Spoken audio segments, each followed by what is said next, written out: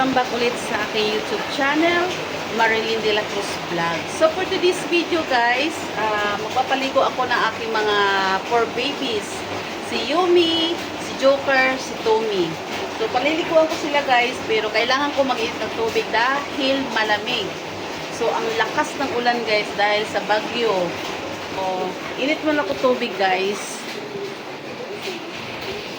Ayan, nag-iinit ako ng tubig para doon sa aking 4 babies. Paliliguan ko sila guys kasi 1 linggo higit na sila hindi nakaligo. Kaya kailangan ko na silang paliguan guys. At pakita ko sa inyo sobrang lakas ng ulan at baha na rin dito sa amin. Harap ng bahay. So ayan guys ang lakas ng ulan at baha na rin yan sa labas namin guys. Yan sa labas ng gate. Sobrang baha na. Pakita ko lang sa inyo guys.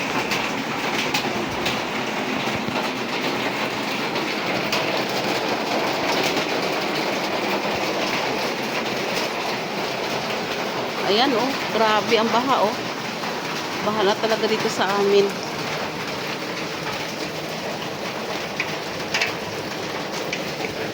Ayan, baha na. Lalo siyang bumaha dahil ginagawa kasi yung kanal dito.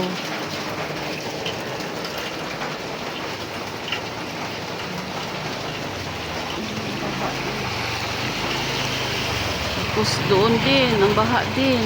Ayan. Na lang ay may bubong tong aming daanan. Ayan, yung mga nilaban ko kahapon. Ayan, mga basahan. Ayan. Pero naka-dryer yan guys. Naka-dryer yan. Ayan. Buti na lang ay may bubong.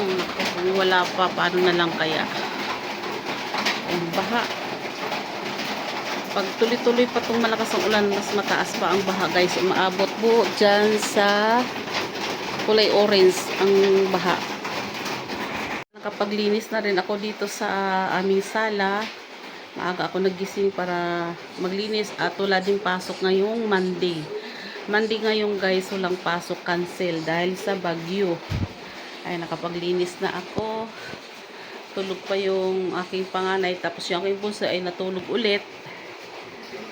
Ayan, nag-init ako tubig para sa aking mga 4 babies. Ayan, naglinis na ako. Tapos na.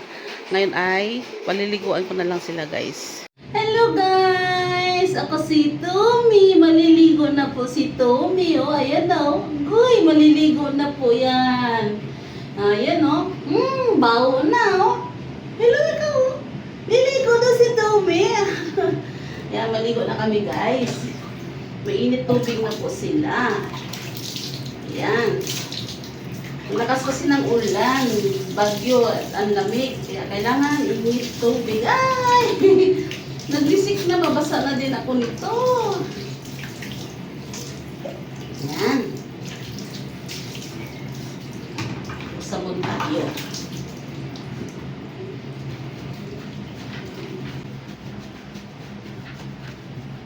Ligo-ligo. Ligo ikaw Pero pag nagpapaligo ako sa kanila, hindi na talaga ako nag-iinit tubig. Nasanay na kasi silang hindi na init tubig yung aking pinapaligo sa kanila. Natural na tubig na. Ayan lang, sunod-sunod kasi ulan, malamig. Ano ito may baka. Naliligo naman. Ayan kita ka nila naliligo Ligo si Tommy. Tapos na si Tommy maligo.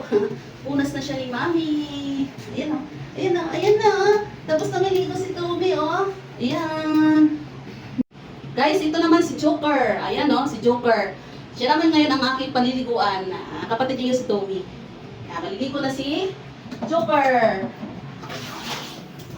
Ano siya duwag to sa tubig. Ayaw niya maligo.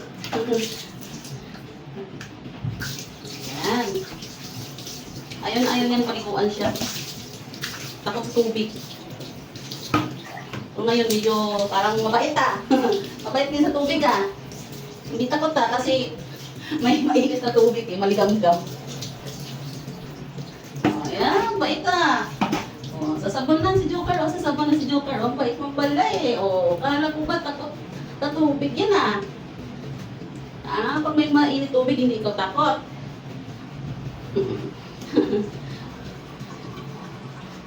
Ayan. Gusto niya pala may init tubig ba? Ngayon lang yan kasi nga ilang araw na umuulan, malamig. Kaya, ligo na. Ayan na si Joker, tapos na maligo. Ay, ayan na. Sobrang baha na talaga.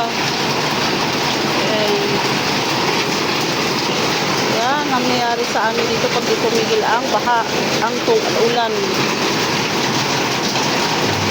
Guys, ito naman si Yumi, yung aking maliit na Shih Tzu. Ang baby ko, wow, maliligo na daw siya. Ito yung si Yumi, ito yung babae. Isang babae. Ayan. Ligo na siya, ligo. Pumayat siya guys kasi, ano po ito, nanganak siya, dalawa, kaya lang namatay. Nagkasakit yung kanyang baby. So, para siyang na-depress, hindi siya kumain po ng halos isang linggo, hindi siya kumain ng maayos.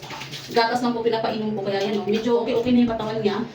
Hindi ka tulad nung nakaraan, sobrang payat. Kasi para siya na-depress na nawala yung anak niya dalawa. Ayan siya, wawa naman. Maligo na si Yumi ko. Ayan. Ligo na. Teka lang. Ayan. Dito ka. Ayan. Diyan ka lang, ha? Sasabunin ka ni Mami. Diyan lang. Parang kung sa tao ka na-depress, ay wala siya ganang kumain. Ganun. Pero ngayon, hindi okay na siya kasi kumakain-kain na. Matay kasi yung dalawang baby niya. Tinamaan ng parvo. 1 month old pa lang. Isang buwan pa lang siya mula nung pinanganak siya ni Yumi. Tapos, isa lang yun. In-admit ko po yun. Dinala ko sa vet ng 3 days. Pagdating ng 3 days, wala. Bumigay siya. Tapos yung kanyang kapatid, nandito sa bahay, okay naman. Bigla din nalungkot. Parang nalungkot siya na wala ng kapatid. Namatay. Biglaan lang din. Tapos itong nanay, ito hindi kumain. Kala ko nga bibigay. Pero awa ng Diyos, ayan. Magaling na siya at makain-kain na din. Mabait to siya paliguan. Kasi pag pinatay mo na ganyan, wala siya. Hindi ka tulad ng dalawang lalaki. Ako, hindi ano. Kasi pinatay ko ni Mami. Ayan na. Ayan. Pumayat siya, pero medyo okay na yung katawan niya. Bumabawi-bawi na siya. Paano.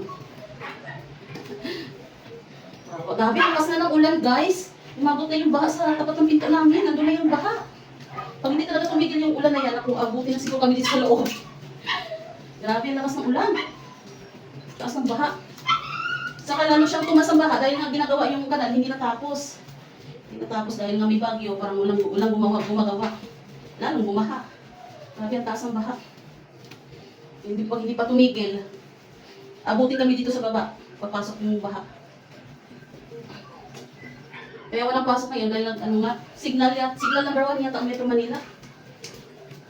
Kaya nag-cancel ng pasok.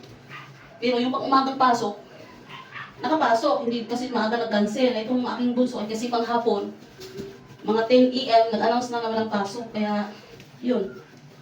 Mahirap pang may baha dito guys, hindi ka basta-basta makalabas ng bahay. Kalsada dahil yung baha, ang dumi ng tubig. Yan, babanlawan na natin. Yan, banlaw na yung baby girl namin, no? Yan, si Yumi. Guys, tapos na ako magpaligo ng aking mga 4 babies. Ayan, pawis na ako. Basang-basa din ako. Kaya ito, ipipilan ko na lang mamaya pag wala ng...